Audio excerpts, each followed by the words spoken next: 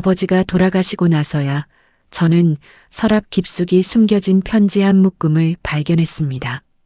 누렇게 바랜 봉투 안에는 제게 한 번도 붙이지 않은 편지들이 가득 들어 있었습니다. 첫 장을 펼치는 순간 저는 그 자리에서 주저앉고 말았습니다. 수진아, 오늘도 잘 지내고 있지? 아빠는 괜찮다. 그 한 줄이 제 가슴을 그대로 무너뜨렸습니다. 저는 그때까지 아버지가 저를 그리워한다는 걸 단 한 번도 몰랐습니다. 아니, 정확히는 알면서도 모르는 척했던 것 같습니다. 지금부터 들려드릴 이야기는 그 편지들을 통해 제가 다시 마주하게 된 아버지와 저의 이야기입니다. 그리고 아마도 여러분 중 많은 분들이 어딘가에서 비슷한 감정을 느끼고 계실 거라 생각합니다. 저는 서울에서 직장을 다니며 혼자 살고 있었습니다.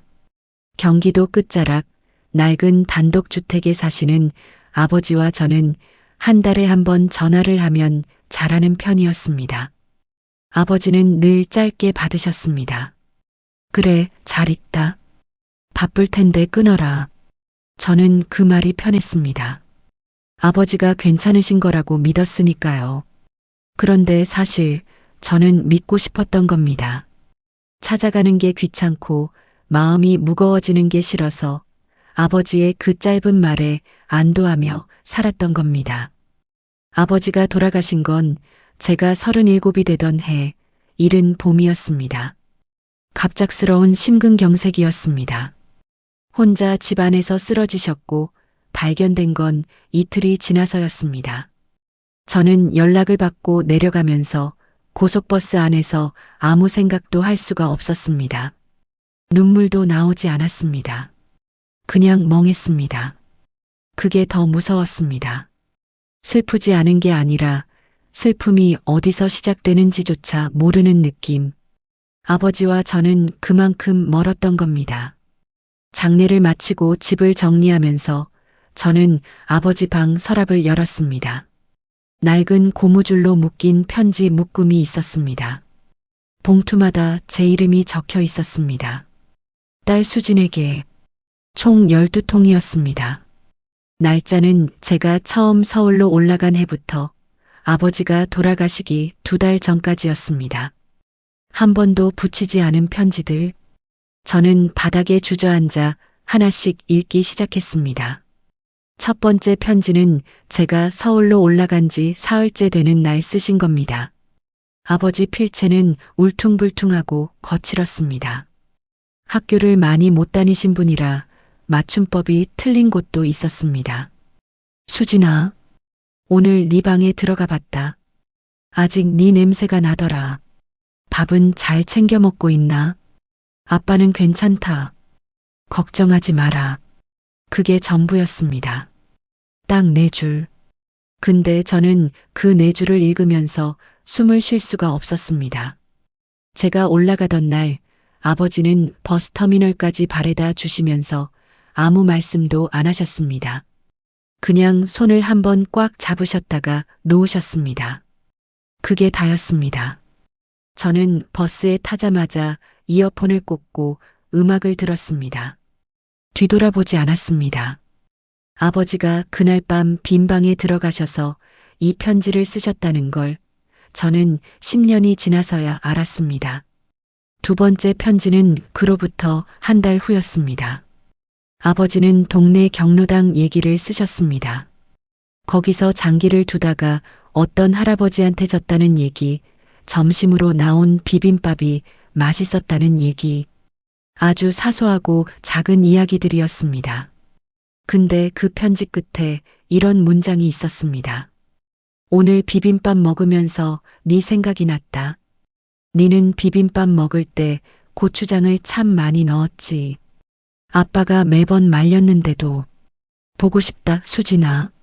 저는 그 문장에서 다시 멈췄습니다. 비빔밥에서 제가 생각나셨던 겁니다. 저는 지금도 비빔밥에 고추장을 많이 넣습니다. 아직도 그 버릇이 안 고쳐졌습니다. 아버지가 그걸 기억하고 계셨다는 게 어쩌면 그 어떤 말보다 더 크게 들렸습니다. 세 번째 편지부터는 내용이 조금씩 달라지기 시작했습니다. 제가 직장을 다니면서 명절에도 자주 못 내려갔던 시기였습니다. 아버지는 그 편지에서 처음으로 외롭다는 말에 가까운 표현을 쓰셨습니다.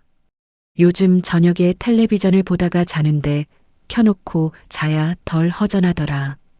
외롭다고 안 하셨습니다. 허전하다고 하셨습니다. 그게 아버지 방식이었습니다. 절대 직접 말씀을 안 하셨어요. 저한테 부담이 될까봐, 걱정을 끼칠까봐. 그런데 편지에는 쓰셨습니다. 붙이지 않을 거니까 쓰셨겠죠.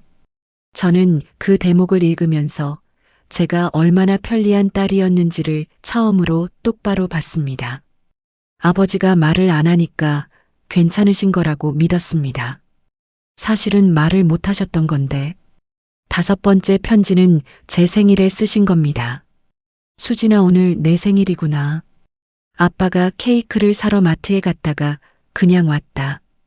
혼자 먹기가 좀 우스워서 아빠 생일에 너도 생각이 날지 모르겠다. 저는 그해 제 생일에 회사 동료들이랑 치킨을 먹었습니다. 아버지한테 전화도 안 했습니다.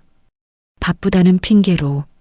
아버지가 그날 마트에서 케이크를 집었다가 다시 내려놓으셨을 걸 생각하니 가슴이 짓눌렸습니다. 그 케이크를 들었다 내려놓는 손이 제 머릿속에서 자꾸 떠올랐습니다. 일곱 번째 편지에는 이런 내용이 있었습니다. 수진아, 아빠가 며칠 전에 심장이 좀 이상해서 병원에 다녀왔다. 의사가 조심하라고 하더라. 걱정할까봐 말은 안 한다. 아빠는 괜찮다. 저는 그 대목에서 손이 떨렸습니다. 그게 돌아가시기 약 2해 전의 편지였습니다. 아버지는 그때 이미 심장이 안 좋으셨던 겁니다. 근데 저한테는 말 한마디 안 하셨습니다. 걱정할까봐. 딸이 걱정할까봐. 저는 그 사실을 편지를 통해 아버지가 돌아가신 다음에야 알았습니다. 마지막 12번째 편지는 아버지가 돌아가시기 2달 전에 쓰신 겁니다. 필체가 많이 흔들렸습니다. 손이 많이 떨리셨는지 글씨가 삐뚤빼뚤했습니다. 수진아, 아빠가 요즘 기운이 좀 없다. 이제 나이가 많이 들었나 보다. 그래도 네가 잘 살고 있으면 아빠는 충분하다.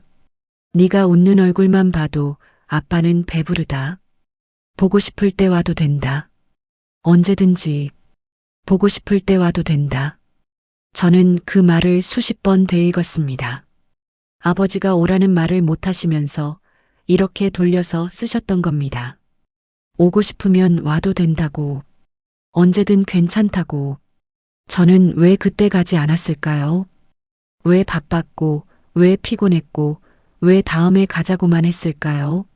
아버지는 기다리고 계셨는데, 저는 그날 집 바닥에 주저앉아 오랜 시간을 그대로 있었습니다. 그때서야 눈물이 났습니다.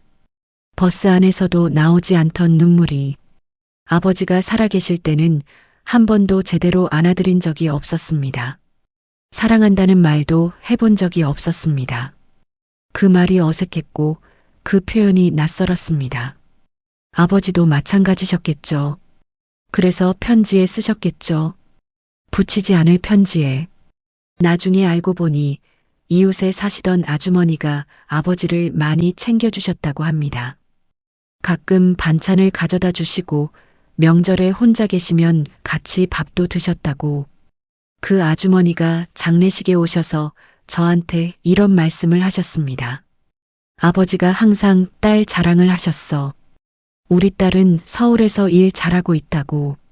그 말씀하실 때 얼마나 환하게 웃으시던지.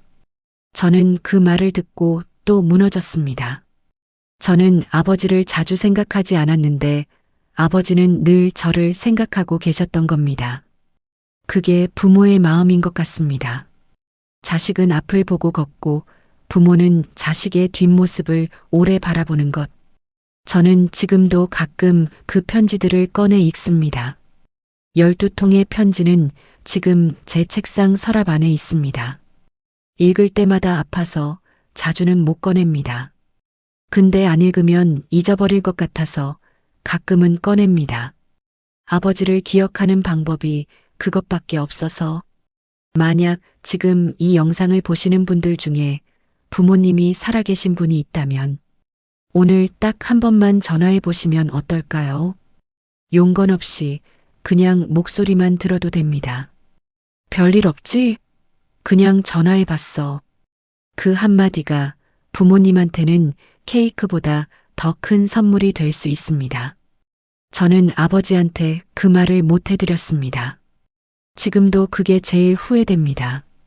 편지 한 통 못 붙이신 아버지처럼 저도 그 말 한마디를 끝내 못했습니다. 어떤 사랑은 말로 하지 않아도 이미 전해져 있다고들 합니다. 근데 저는 이제 생각이 좀 달라졌습니다. 전해져 있는 것 같아도 한 번쯤은 말해야 하는 것 같습니다. 편지를 쓰되 붙여야 하는 것 같습니다. 보고 싶으면 가야 하는 것 같습니다. 아버지가 마지막 편지에 쓰셨던 그 말처럼 보고 싶을 때 와도 된다. 언제든지. 이제 저는 아무 때나 갈 수 없습니다. 그 집은 이제 없습니다. 그래서 오늘 이렇게 여러분께 이 이야기를 들려드리는 겁니다. 혹시 여러분 마음속에도 붙이지 못한 편지 한 통쯤 있지 않으신가요? 오늘은 그 편지를 꺼내 보시는 하루가 되셨으면 합니다. 이 이야기가 여러분 마음에 작게나마 닿았다면 댓글에 부모님께 하고 싶은 말 한마디만 남겨주세요. 그 댓글이 모이면 이 공간이 조금 더 따뜻해질 것 같습니다.